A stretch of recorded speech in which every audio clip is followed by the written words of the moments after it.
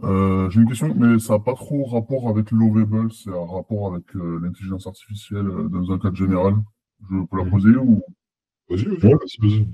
En fait, euh, à chaque fois qu'on a une demande pour un client, quoi que ce soit, vous êtes d'accord de dire qu'on utilise souvent ben, du coup une nouvelle conversation.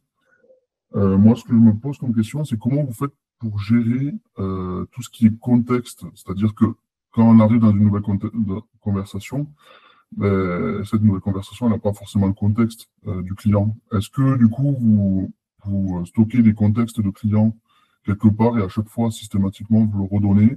Enfin, comment vous gérez en fait cet aspect-là?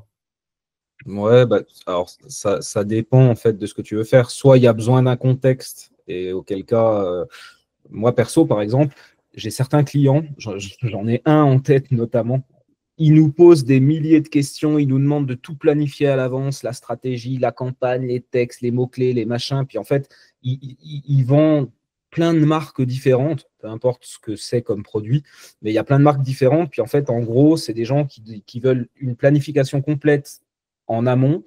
Et derrière, ils font valider par la marque si la marque elle est OK pour qu'on lance ces campagnes-là.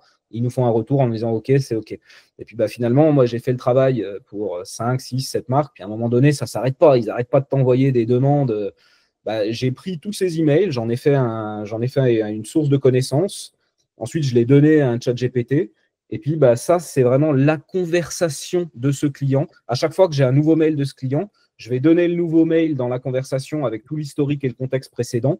Et je lui dis, bah tiens, j'ai reçu cette demande de mon client.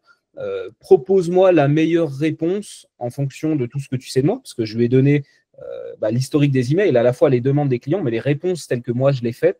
Et en fait, il me propose des réponses parfaites où j'ai 3-4 ajustements à faire. Je copie, je colle et j'envoie mon mail. Donc là, j'ai besoin du contexte précédent. Donc j'ai une conversation dédiée à ce client que j'ai appelé d'ailleurs email tel client. Et par contre, pour d'autres demandes où il n'y a pas besoin du contexte d'avant, bon, bah là, pour le coup, je fais une nouvelle conversation. Mais effectivement, le contexte est important. Et probablement, un truc qui peut être vraiment intéressant, c'est de vous faire des sources de connaissances, des bases de connaissances spécifiques par client pour Ouais, gagner c'est du temps sur la réponse aux emails et les tâches avec les clients.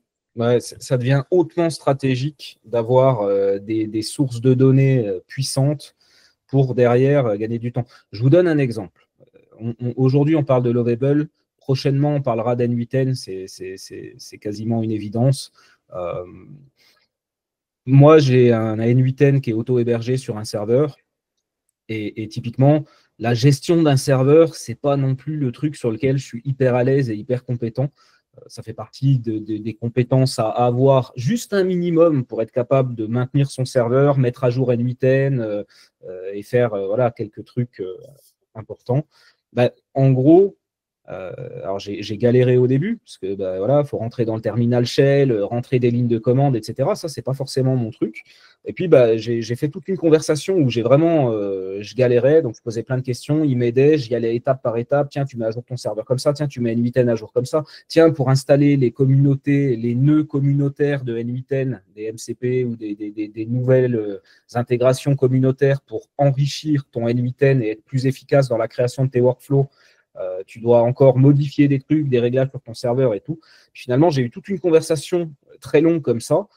Et puis à un moment donné, je lui ai dit, OK, bah maintenant, c'est bon, mon problème, il est réglé, merci. Mais je veux que dans toute cette discussion, tu me fasses un résumé de toute la configuration de mon serveur et de tout ce qu'on a compris, en fait. Donc, il m'a fait une source de données de ça. Puis ensuite, derrière, j'ai été faire un GPT dans ChatGPT. Je lui ai donné cette source de connaissances. C'est devenu, moi, je l'ai appelé le GPT assistant N8N Hostinger, parce que je suis sur un serveur Hostinger.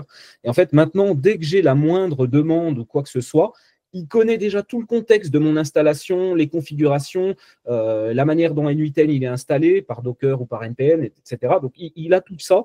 Et en fait, maintenant, en 2 temps, 3 mouvements, je mets à jour mon N8N. Si je dois mettre un truc sur mon serveur, bah, en fait, le GPT, il m'aide de ouf.